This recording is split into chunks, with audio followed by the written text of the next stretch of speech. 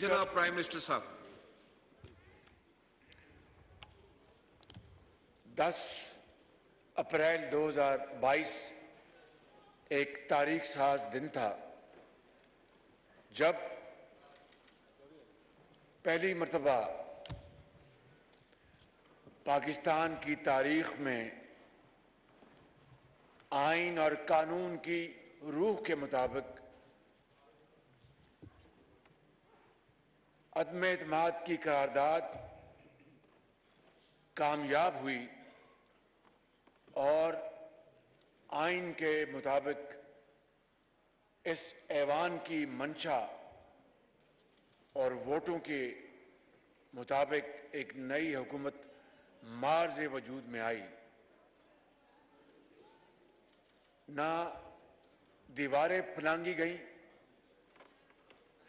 और ना ही कोई गिरफ्तारियां हुई और पाकिस्तान और ये ऐवान और आपकी जो इज्जत और तौकीर है उसमें इजाफा हुआ।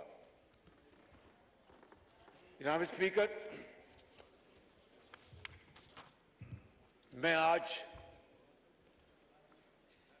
आपके सामने खड़ा हूं और इस मुअज़्ज़ज़ ऐवान जो कि तमाम इदारों की मां है, तमाम इदारे इसी पार्लियामेंट की कोख से उन्होंने जन्म लिया। क्या मैं बड़े अदब से आपसे ये सवाल करना चाहता हूं और इस मुअज़्ज़ज़ ऐवान के तमाम मेंबरान से आयल के दोनों तरफ कि क्या किसी जत्थे को या किसी जमात को डंडों और पत्थरों के जरिए ये हक दिया जा सकता है कि वो आइन से बगावत करे और आइन को तहवाला करे। जनाब स्पीकर, ये हमारी हुकूमत जो 11 अप्रैल को मैंने हल्फ उठाया था, दो हमारे सामने जो मुतहद्दा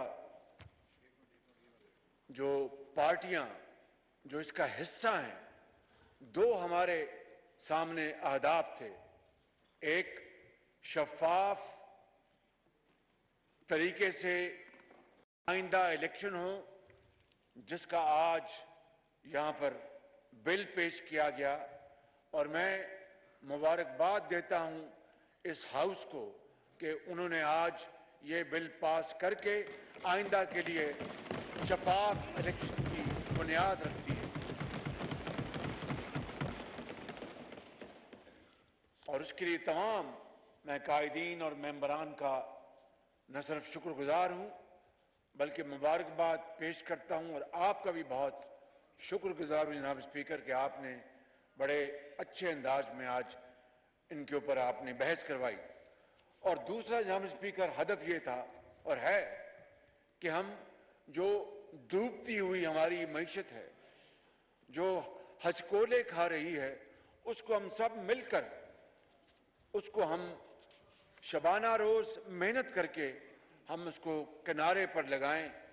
ये काम एक इंतहाई मुश्किल काम है, जान जोखों का काम है, लेकिन जनाब स्पीकर दुनिया की तारीख, असर हाजिर की तारीख इस बात की गवाह है, पुकार पुकार कर हमें बताती है कि जब हालात बहुत मुश्किल हों और बहुत बड़े चैलेंजेस हों तो फिर उतनी कुव्वत और मेहनत से जब आप काम करते हैं तो फिर हालात का रुख बदल जाता है और हालात बहुत अच्छे बन जाते हैं। ये दुनिया की तारीख हमें बताती है, हमें कुरान करीम इसका सबक देता है, नबी करीम सल्लल्लाहु अलैहि वसल्लम की उसवा हसना, उससे हमें ये सबक मिलता है जी।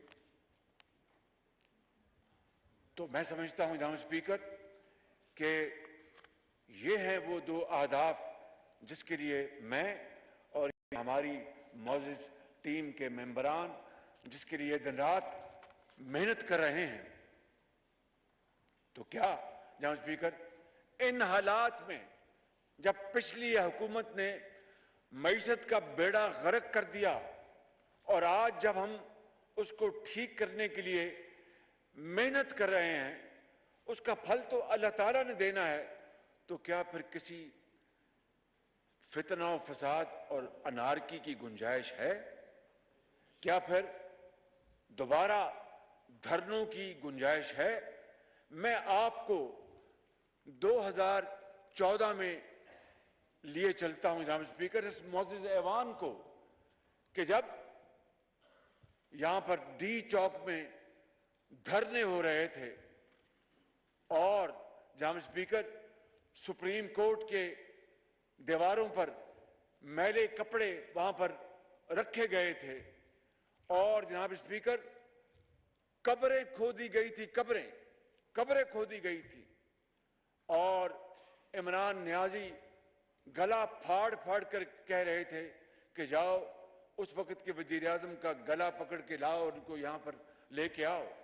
और जनाब स्पीकर रात के अंधेरे में डंडे और सोटों से चल पड़े और कहा कि पार्लियामान पे हमला कर दिया और पाकिस्तान टेलीविजन पर हमला कर दिया। जनाब स्पीकर, वो दिलखराश मनाजर आज भी हमारी आंखों के सामने है। मैं आपकी खिदमत में ये अर्ज करना चाहता हूं कि उसके नतीजे में क्या हुआ। चीन के सदर हमारे पाकिस्तान के बेहतरीन दोस्तों में चीन हमारा दोस्त है, इसमें कोई दो राय नहीं। पेशावर से लेकर कराची तक पूरी कौम 22 करोड़ अवाम इस बात को जानते हैं कि पाकिस्तान के बेहतरीन दोस्तों में चीन शुमार होता है। हमारे दूसरे इस्लामी ममालिक भी हमारे दोस्त हैं। तो चीन के सदर तशरीफ ला रहे थे और चीनी सफीर जो उस वक्त यहां पर थे, उन्होंने उनको पैगाम भिजवाया कि मेरे सदर आ रहे हैं और आपके दोस्त आ रहे हैं, आप मेहरबानी करके ये खाली कर दे जगह। इमरान नियाजी ने साफ इनकार कर दिया। हट धर्मी जिद, क्या खाली वो हट धर्मी और जिद थी? नहीं, वो साजिश थी पाकिस्तान की तरक्की और खुशहाली के खिलाफ, गरीब आदमी के खिलाफ, एक बेवा के खिलाफ, बिजली के जो अंधेरे थे उनको खत्म करने के खिलाफ, खुशहाली और तरक्की के खिलाफ। वो एक साजिश थी जनाब स्पीकर। और इस तरह वो दौरा मुअख्खर हो गया और फिर 7 महीने के बाद वो दोबारा तशरीफ लाए अप्रैल 2015 में, और जो मुआहदे सितंबर 2014 में जिनके ऊपर दस्तखत होने थे वो 7 महीने मुअख्खर हो गए।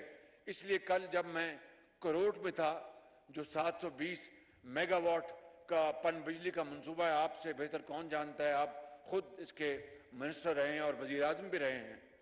तो कल वहां पर मैंने ये कहा कि अगर ये मंसूबा ये 2014 में ये दस्तखत हो जाते चीनी सदर और वजीर आजम नवाज शरीफ के दरमियान, तो ये मंसूबा 1 साल पहले मुकम्मल हो जाता और 700 मेगावाट बिजली इस कौम को मिलती, सस्ती बिजली।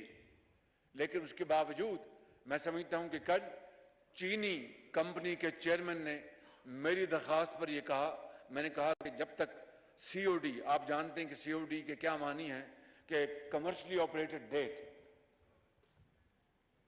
तब तक जब तक ये बिजली की तरसील आप देंगे, आप वो जो भी नर्ख हैं आप ना लें, हमें ये बिजली आप उस वक्त तक मुफ्त दें। जनाब स्पीकर, कल उन्होंने वादा कर लिया और 4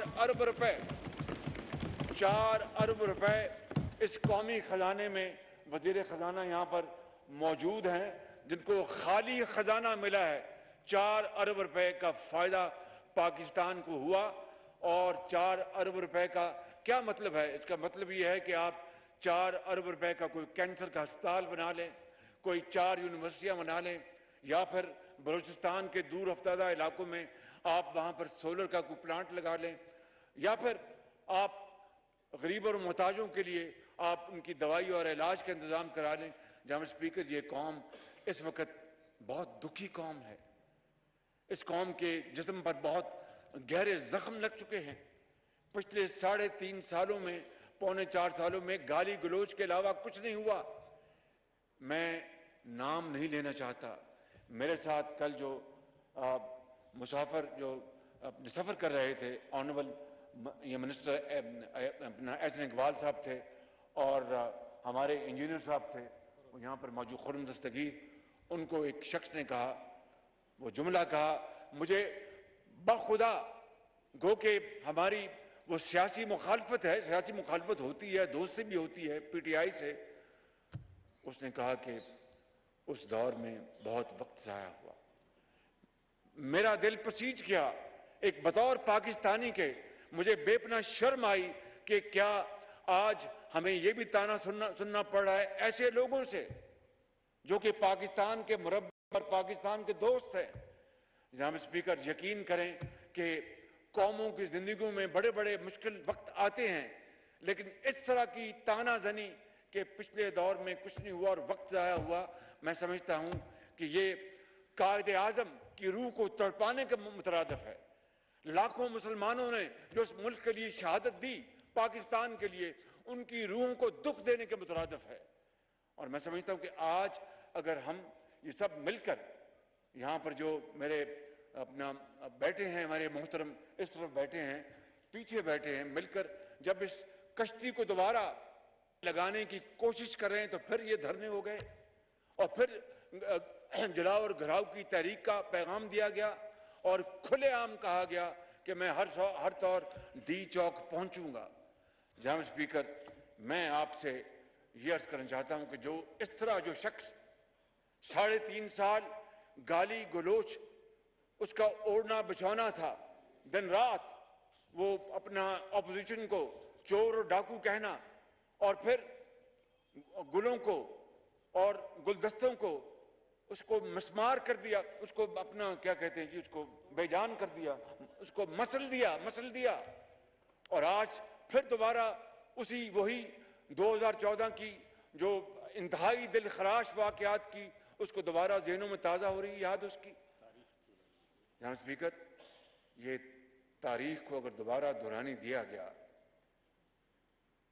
तो फिर हम फिर हाथ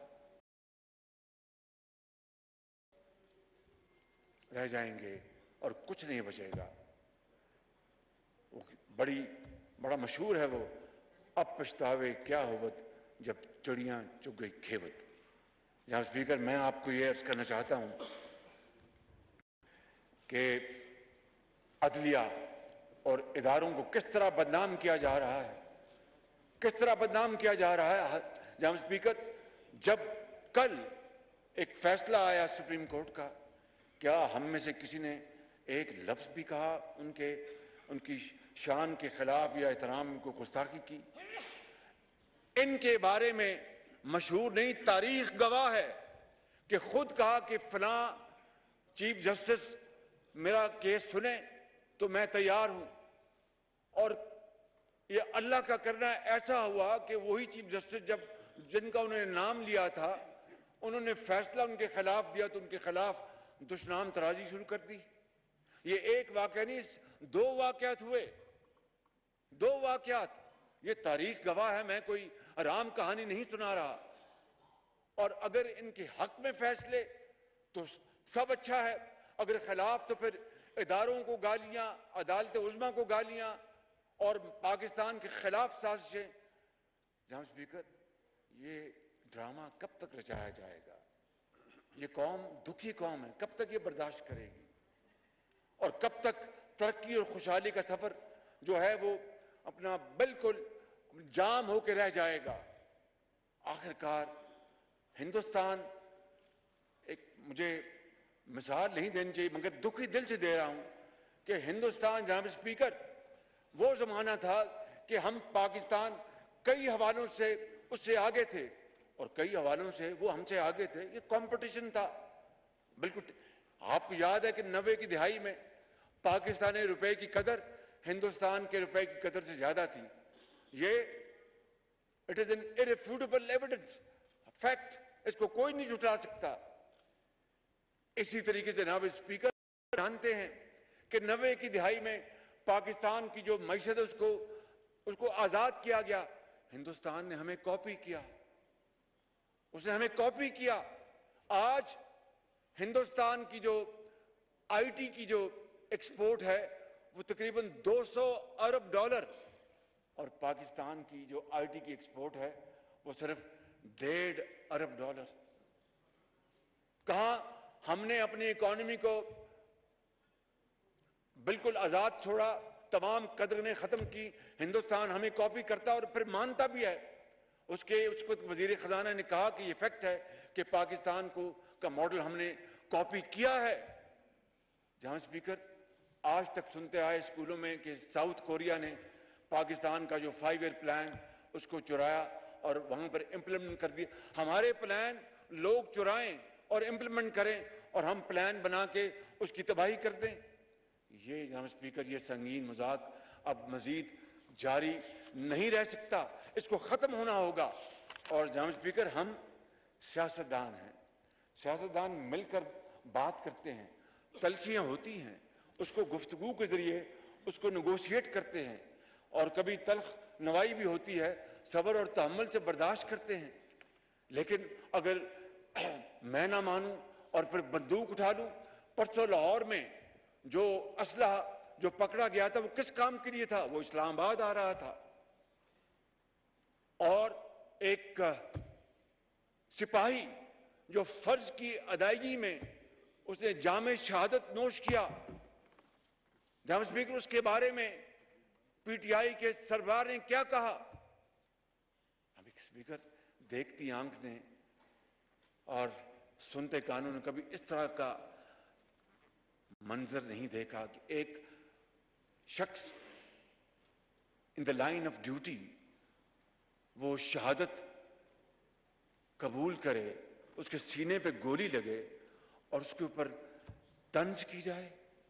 यहां जिक्र ये आज तक कभी नहीं देखा कि इसकी वजह क्या है कि ये माशरे में जो जहर घोला गया है, जो माशरे को तकसीम दर तकसीम किया गया है, और उसको जिस तरह खुली छूट मिली वो हर तरफ जाकर उसने तबाही मचा दी। तो आज अगर हम, ये लोग इस मुल्क के अजीम बाशिंदे हैं, ये बहनें हैं, ये बुजुर्ग बैठे हैं, नौजवान बैठे हैं, इस तरफ बैठे हैं, पीछे बैठे हैं, ये अगर उन्होंने ये कमर बांध ली है कि हमने ये काम करना है और मेहनत करनी है और ये हालत बदलनी है, अल्लाह ताला का भी हुक्म है कि जब तक तुम अपनी हालत खुद नहीं बदलते मैं उस कौम की हालत नहीं बदलता। तो जब इन्होंने ये फैसला कर लिया है तो फिर दोबारा धरने, फिर आग लगाओ। किस तरह कल इस्लामाबाद के इस हसीन बाग को उजाड़ा गया, हर तरफ अपन धुआं था, आग लगी हुई थी, और लोग ना जाने किस तरह मेहनत करके मालियों ने वो बाग लगाए, फूल के गुलदस्ते उगाए, और किस तरह उनको कल उजाड़ा गया। जहां स्पीकर, ये है वो हालात जिसके लिए मैं आज आपके सामने खड़ा हूं। ये है वो हालात जिसमें 3.5 साल इस ऑपोजिशन जो आज गवर्नमेंट में है उसको गाली बना दिया गया, उसका नाम गाली रख दिया गया। तो जनाब स्पीकर, मैं आज ये कहने आया हूं कि आज इस ऐवान को फैसला करना है, आज आपको फैसला करना है, आज मोहतरम आसिफ जरदारी साहब को फैसला करना है, भुट्टो साहब को फैसला करना है, मुझे फैसला करना है, मौलाना असद साहब को फैसला करना है, सरदार अख्तर बेंगल साहब को फैसला करना है, सरदार खालिद मक्सी को फैसला करना है, मौलाना फजल रहमान साहब को फैसला करना है, इस ऐवान ने फैसला करना है, चौधरी सादिक ने फैसला करना है, 22 करोड़ अवाम ने फैसला करना है। क्या हमने फसाद की तरफ जाना? जी, अपना मेरे भाई एमक्यूएम के सरबराह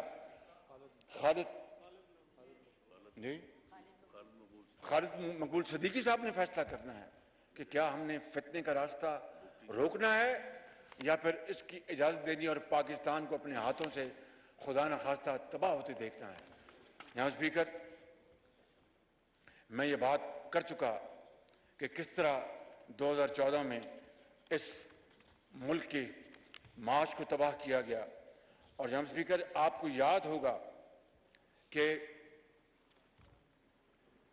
उस वक्त भी 2014 में भी वो अफसर और जवान जो अपनी ड्यूटी और अपना फर्ज अदा कर रहे थे, उनको किस तरह लहूलुहान किया गया। एक एसपी, आज भी वो दिलखराश मंजर पूरे पाकिस्तान को याद है, इस मौजूद ऐवान को याद है।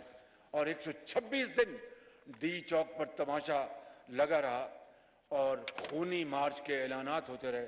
यहाँ स्पीकर, आज फिर उसी खूनी मार्च का इरादा किया गया और जिस तरह जत्थे यहाँ पर इस्लामाबाद लाए गए, मैं समझता हूँ कि इसकी कतन इजाज़त नहीं होनी चाहिए थी। ऑनरेबल इंटीरियर मिनिस्टर ने ये बात तय थी। मैंने ये कहा था कि कोई लाइव एमुनिशन लेके नहीं आएगा, पुलिस का एहलकार हो या कोई और हो, कोई लाइव एमुनिशन नहीं लेके आएगा। हत्तुल मकदूर हमने कोशिश की कि खुदा ना खास्ता किसी की जान को खतरा ना हो, किसी भी हवाले से कोई हवाई फायर होता है, कुछ और हो जाता है। और बाकी जो मुहज़्ज़ब माशरों में ऐसे गैर आइनी जो मार्च होते हैं, खूनी मार्च होते हैं, उनको रोकने के लिए जो लॉ इन्फोर्सिंग एजेंसीज हैं, जो भी वो इकदाम लेती हैं, एक दायरे में रहकर, उस पूरी दुनिया में होता है।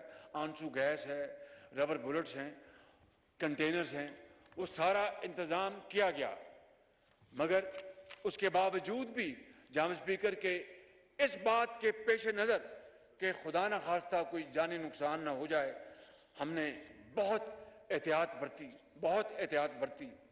मगर जिस तरह वहाँ से ऐलानात हुए और अटक से ये जत्था आया और वहाँ पर केपी पुलिस के साथ, वज़ीर आला के साथ, जनाब स्पीकर, कभी दुनिया की तारीख में हुआ कि एक सूबा वफाक पर हमला कर दे? कभी आज तक हुआ? और मसल्ला जत्थे हों और भरपूर वहां पर नारे लगाए जा रहे हों।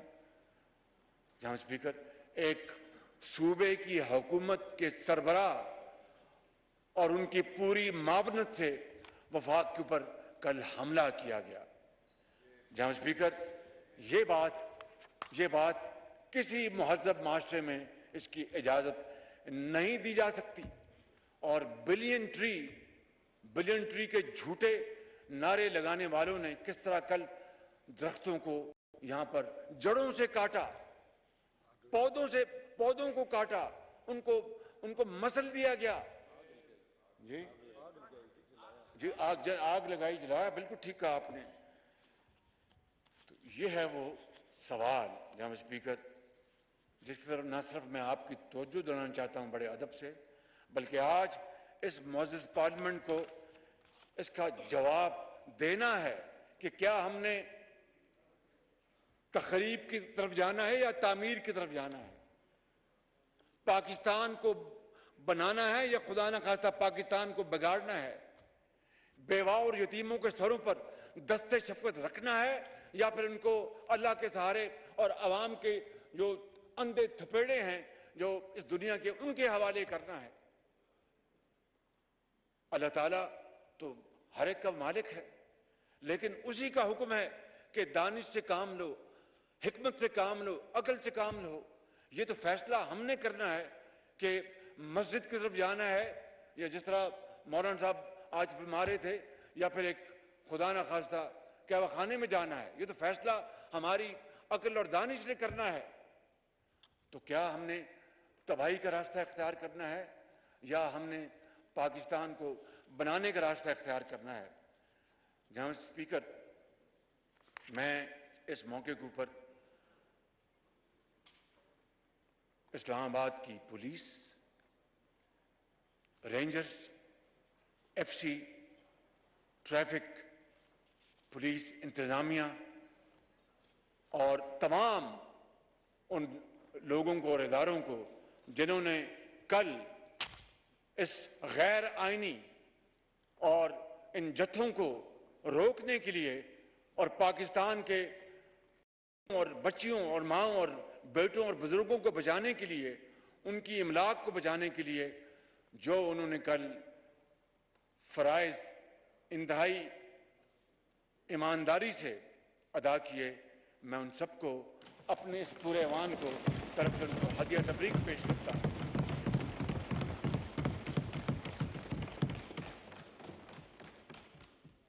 और लाहौर में वो शहीद सिपाही, उनको पूरा ऐवान उनके लिए दुआ गो है कि अल्लाह ताला उनको, कुरान करीम इस बात की जगह जगह फरमाता है कि इनको मुर्दा मत कहो, ये जिंदा हैं। बहरहाल अल्लाह ताला उस अजीम सिपाही के दर्जात बुलंद करे और जनाब स्पीकर, उनके घर वालों से ताज़ीद करना एक सुन्नत भी है, एक फ़र्ज़ भी है, रिवाज भी है, समाज समाज भी है। लेकिन कौन उन बच्चों और बेवा को जनाब स्पीकर ये तसल्ली देगा कि हमारे अब्बू कब वापस आएंगे, माँ मेरा बाप कहाँ चला गया, कब वापस आएगा। ये है वो दास्तान, दिलखराश दास्तान।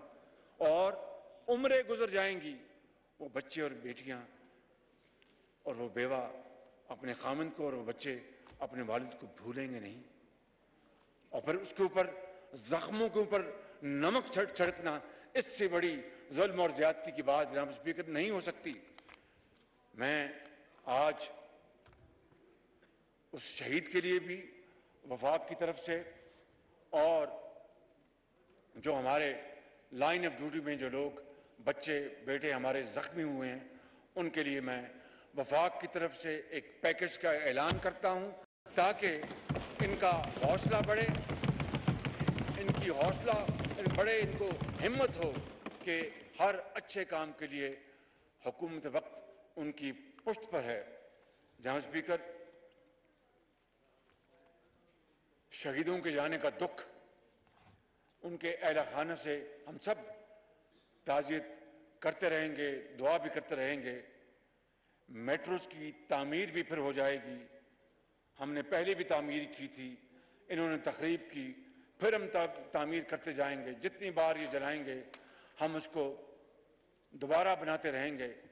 लेकिन ये सफ़र कब तक, ये मजाक कब तक, ये मेरा वतन, ये मेरे वतन के 22 करोड़ अवाम कब तक इस संगीन मजाक को ये झेलते रहेंगे। जनाब स्पीकर, ये है वो सवाल, चुपता हुआ सवाल, जिसका जवाब आज इस मोअज़्ज़ज़ ऐवान ने देना है। जनाब स्पीकर, आपको याद है, ये कोई बहुत माजी बईद की बात नहीं, माजी करीब की बात है, जब दहशतगर्दी के हाथों इस कौम के हजारों नौजवान, आज भी जब आप किसी सड़क पे जाते हैं तो कोई अगर बेचारा वो माजूर है तो शायद कि उसको दहशतगर्दी के ज़माने में किसी दहशतगर्द ने बम फेंका, उसकी टांग उसकी टूट गई, कट गई। अगर कहीं कोई माँ अगर अपना बिस्तरे मर्ग पर दराज है तो वो इलाज ना करा सकी, इसलिए कि दहशतगर्दी के अंधे थपेड़ों के हवाले उसको कर तो दिया गया, लेकिन घर वालों पे इलाज के इतने वसाइल नहीं थे। ये हैं वो अजीम कुर्बानियां जनाब स्पीकर, हजारों पाकिस्तानियों ने दी हैं, सिपाहियों ने दी हैं, पुलिस के अफवाज पाकिस्तान के अफसरों और जवानों उनके बेटों ने दी है, लॉ इन्फोर्सिंग एजेंसी ने दी हैं, पूरे चारों सूबों के अवाम ने दी हैं, और सबसे बढ़कर खैबर पख्तूनख्वा के अवाम ने दी हैं, जो कि एक फ्रंट लाइन के तौर पर ये जंग लड़ता रहा दहशतगर्दी की। तो आज उसके बाद पेशावर में जहाद के नारे लगाए जाएं। जहां स्पीकर, जहाद किसके खिलाफ? हिंदुस्तान के खिलाफ, दुश्मन के खिलाफ, किसके खिलाफ जहाद के नारे लगाए गए? जहां स्पीकर, यह है वो सवाल। अगर इसका जवाब इस कौम को ना मिला और इस ऐवान ने ना दिया तो फिर खुदा न खास्ता हमारी जो डायरेक्शन जो है हमेशा के लिए तब्दील हो सकती है। जब स्पीकर, ये वहां पर पेशावर में जहाद के नारे लगाए गए और मजहब को जाती मकसद के लिए इस्तेमाल किया गया, इससे बड़ा कभी और कोई फेल हो नहीं सकता। इस फेल का जितनी शिद्दत से ये ऐवान उसकी मजम्मत करे जनाब स्पीकर, वो कम होगी। मैं चाहूंगा कि आज इस बात के खिलाफ और कल के वाकयात के खिलाफ ये ऐवान एक करारदाद मंजूर करे, इसकी भरपूर मजम्मत करे और आइंदा ऐसे वाकयात की रोकथाम के लिए कोई भी हुकूमत हो उसको पूरा इख्तियार दे कि वो अवाम की जान और माल की हिफाजत के लिए वो भरपूर आगे बढ़े।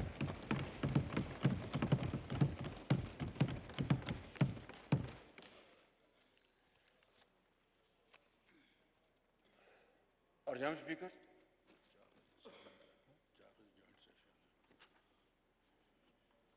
मैं वक्त की किल्लत को बिल्कुल समझता हूँ जनाब स्पीकर, जॉइंट सेशन भी है। मैं अपनी बात को मैं बहुत करीब ले आता हूँ ताकि जॉइंट सेशन के ऊपर ये इजलास जो है वो रुकावट ना बने। जनाब स्पीकर, मैं यहाँ पर मोहतरम अजीम मुजाहिद यासिन मलिक की भी बात करना चाहता हूँ। और देखिए, शूमी किस्मत, कल 25 तारीख को यहाँ पर गिराओ जलाओ की तहरीक हो रही थी और इमरान नियाजी हर चीज से बेपरवाह होकर कि किस तरह उसने अपने दौर के आखिरी दिनों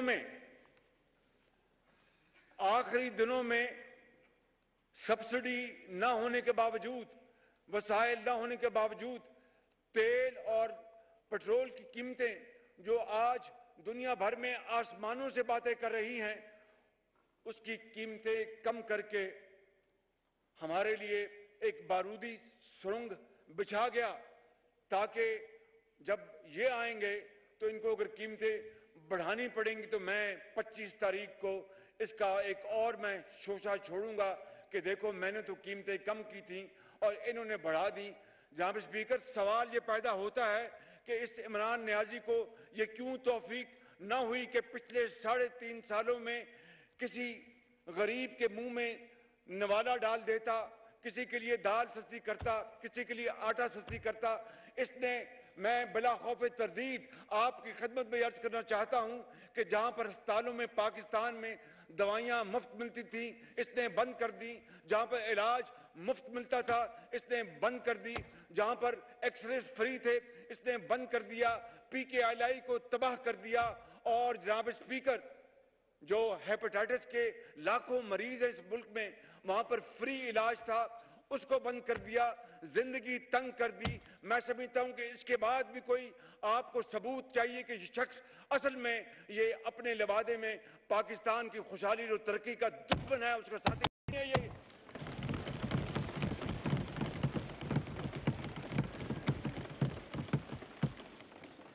ये यही वजह है कि जानते सब अगर एक अकल का अंधा भी जानता था कि 25 तारीख को यासिन मलिक की किस्मत का फैसला हिंदुस्तान के जो जाबर हैं, जालिम हैं, उन्होंने करना है, तो फिर अगर कश्मीरियों का इतना एहसास था और कश्मीर की वादियों में गिरने वाला खून, दिन रात गिरने वाला खून, उसका अगर इतना एहतराम था तो कल फिर कम से कम इस दिन के हवाले से कोई और दिन चुन लेता।